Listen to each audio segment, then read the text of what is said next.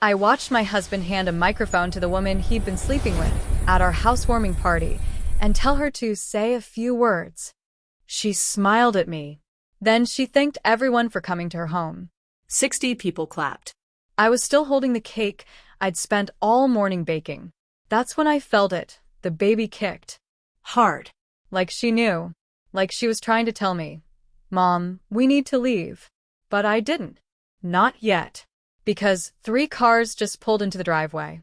And my husband had no idea who was inside. If you've ever smiled through humiliation because you didn't want to make a scene, this one's for you.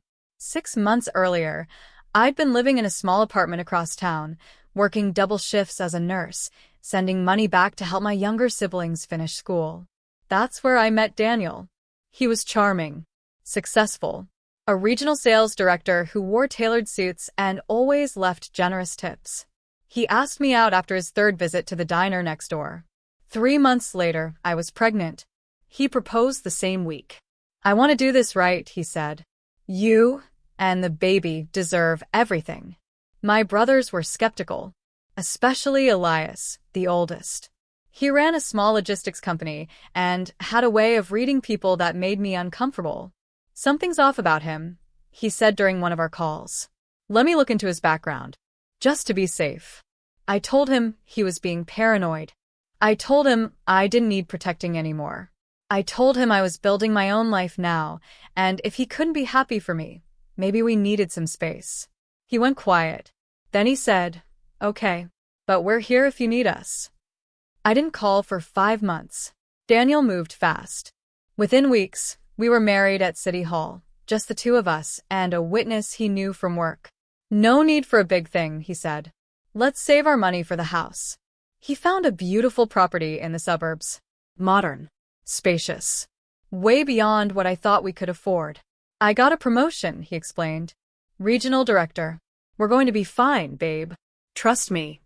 I did. I quit my job. Started nesting. Painted the nursery pale yellow. And I ignored the small things. Like how he never wanted me to answer his phone when it rang. Or how he'd take calls in the garage. Or how a woman named Vanessa kept liking every single one of his posts. "She's just a coworker," he said. "Relax." So I did. The housewarming party was my idea. "Let's invite your work friends," I suggested. "And some neighbors. I want to meet the people in your life." He hesitated, then smiled. "Sure. "Let's do it." I spent 3 days preparing. Homemade appetizers. Fairy lights in the backyard. A cake with "Home Sweet Home" written in buttercream. People started arriving at 6. I didn't recognize any of them. Daniel's colleagues, they said when I introduced myself. But none of them knew I existed. One woman, blonde, mid-30s, wearing a dress that cost more than my wedding, looked me up and down and asked, "Are you the caterer?" I laughed it off. Daniel was across the room, surrounded by people, holding court like he always did. He didn't introduce me. Not once. Then Vanessa arrived. She walked in like she owned the place. Kissed Daniel on the cheek. Whispered something that made him laugh. I stood there, 7 months pregnant, holding a tray of stuffed mushrooms, invisible. That's when Daniel tapped a glass. "Hey everyone, can I get your attention?" The room went quiet.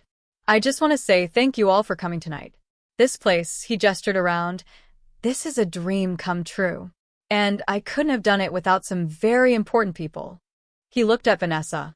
My stomach dropped. Vanessa here has been my rock through this whole process. She believed in me when no one else did. She smiled. People clapped. He handed her the microphone. "I just want to say," she began, her voice sweet and careful, "that I'm so grateful to be part of Daniel's journey. This home, our home, is just the beginning." Our home. She said our home. I looked at Daniel. He wouldn't meet my eyes. Someone near me whispered, "Wait, who's the pregnant girl?" I set the cake down on the counter. My hands were shaking. Vanessa was still talking. "Daniel and I have worked so hard to get here, and I just want everyone to know how much this moment means to us." I walked outside. The backyard was empty. I sat on the porch steps, trying to breathe, trying to understand what I'd just heard. The baby kicked again. And that's when I heard the cars. 3 black SUVs pulled up to the curb. Doors opened. Elias stepped out first. Tall, broad-shouldered, wearing the same expression he had the day our father died, calm, cold, and completely in control. Then Marcus, the middle brother. Quieter. Sharper. A corporate attorney who never raised his voice because he never had to. And finally, Javi, the youngest. Still in college, but built like he played linebacker.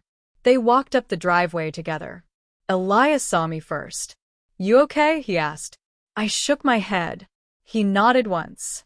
"Then we handle it." They walked inside, without knocking. The party noise dimmed. I followed them in. Daniel was mid-laugh when he saw them. His face changed. "Can I help you?" he asked, trying to sound authoritative. Elias didn't answer. He walked straight to the mantel, picked up a framed photo of Daniel and Vanessa, and held it up. "Nice picture," he said. "When was this taken?" "That's none of your—" "For months ago," Marcus interrupted, pulling out his phone. "Cabo. 5-star resort. Charged to a credit card under both your names." The room went silent. Vanessa's smile faltered. "Who the hell are you people?" Daniel demanded. "We're her brothers," Javi said, stepping beside me. "The ones you told her were controlling. Overprotective. Toxic." Elias set the photo down. "Here's what's going to happen," he said quietly. "You're going to tell everyone here the truth. Right now." "I don't have to." "You're living in a house you can't afford," Marcus cut in. "Funded by a woman who thinks she's your partner, while your pregnant wife plays hostess to a room full of people who don't even know she exists." Vanessa's face went white. "That's not," she started. "He's married," Elias said, turning to her. 7 months. The wedding was at City Hall. "You want to see the certificate?" Someone gasped. Phones came out. Daniel grabbed Vanessa's arm. "Let's go. We don't have to listen to this." "Actually," Marcus said. "You do. Because I just filed a fraud claim with your employer. Turns out that promotion you told her about never happened. You've been embezzling commissions to fund this double life." Daniel froze. "And the house," Elias added. "It's in Vanessa's name, which means my sister has no legal claim to it. You made sure of that, didn't you?" The room was suffocating. Vanessa looked at Daniel. "You told me you were divorced." He didn't answer. "You told me the baby wasn't yours." "Vanessa." She slapped him. Then she turned and walked out. Half the party followed. Daniel stood there, surrounded by strangers who were no longer strangers, just witnesses. "This is a misunderstanding," he said weakly. Elias stepped closer. "You made my sister feel small. You isolated her. You erased her." His voice was calm. Terrifying. "So, here's what happens next. You're going to pack a bag. You're going to leave. And you're going to sign whatever papers Marcus puts in front of you. Because if you don't, I will make sure every person in this industry knows exactly who you are." Daniel looked at me. I said nothing. There was nothing left to say. He left that night. I never saw him again. 3 weeks later, I moved into a small house Elias helped me find. Marcus handled the divorce. Javi painted the nursery. And when my daughter was born, all 3 of them were in the waiting room, arguing about who got to hold her first. I named her Sophia, after our mother, because I finally understood what she used to say. Family isn't perfect, but it's the people who show up when everyone else walks away. I spent 5 months pushing my brothers away because I thought independence meant doing it alone. I was wrong. Real strength isn't refusing help. It's knowing when to let the people who love you carry you home. If this story reminded you of someone who never gave up on you, share it with them. And if you've ever had to rebuild after betrayal, just know, you're not alone.